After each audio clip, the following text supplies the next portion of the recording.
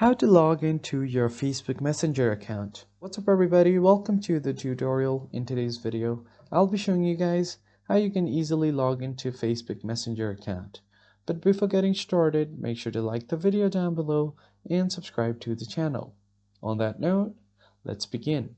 The first thing you need to do is open up your PC and open any browser that you have, and here you are just going to search for messenger.com, or you can just search for messenger here.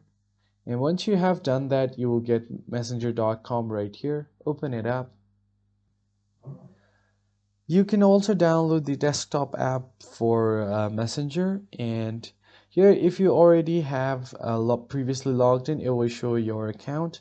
But if you have not, you can just tap on switch account, and here you can just enter your username or your email and then your password.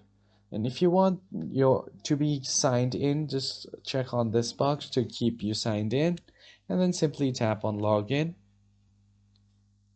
And once you complete your two-factor verification, if you have set it, then you should be able to log into your account. So I'm just going to enter my PIN right here.